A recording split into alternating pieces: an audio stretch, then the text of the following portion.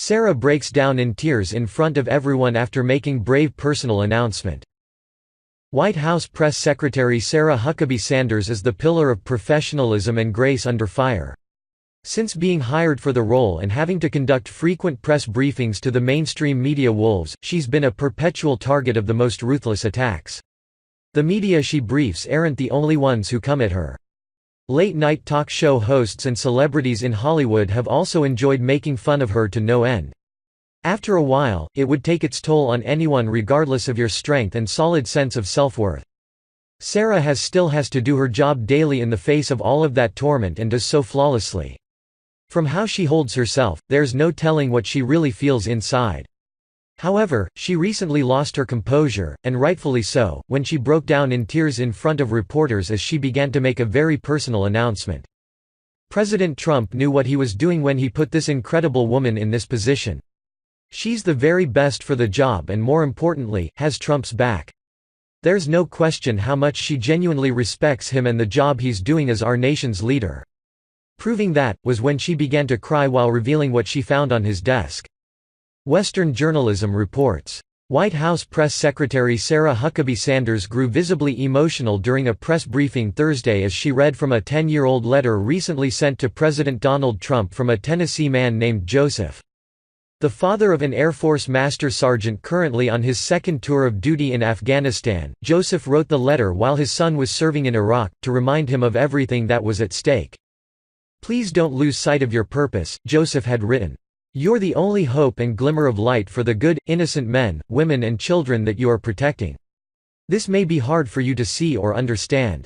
Most people know that all of you are there because you volunteered to be there. Your actions and dedication are seen by people throughout the world as without a doubt the most heroic action of any person which can be made. You and the soldiers standing next to you from all of the other countries are the pride of not only the nations they represent, but every individual that yearns to be free," the letter concluded.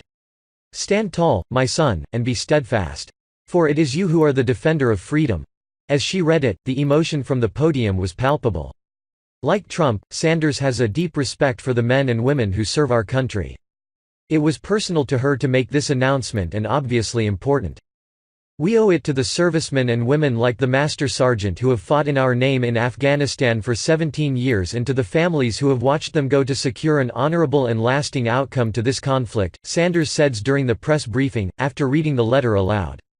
Western Journalism added, "Though many on both the right and left have complained over the president's just-announced decision to escalate the United States war in Afghanistan, it's clear by Joseph's poignant words why we can't give up now when we've already come this far."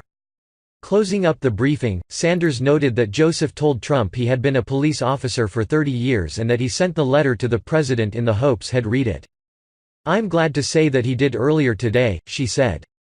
"Each citizen is so important and special to the president, that he read this letter and kept it within reach, despite receiving an overwhelming amount of mail daily, most likely. He promised to work for the average American and our military and is doing just that." Part of Joseph's words to his son also apply to Sanders and Trump as well. "Please don't lose sight of your purpose. America needs them both to remain steadfast to their purpose through the challenges heaped on them by detractors. There's no doubt they too will fight until the end." This particular story was popular at the time it originally made the news and is circulating again a second time for the important and applicable message that's relevant today.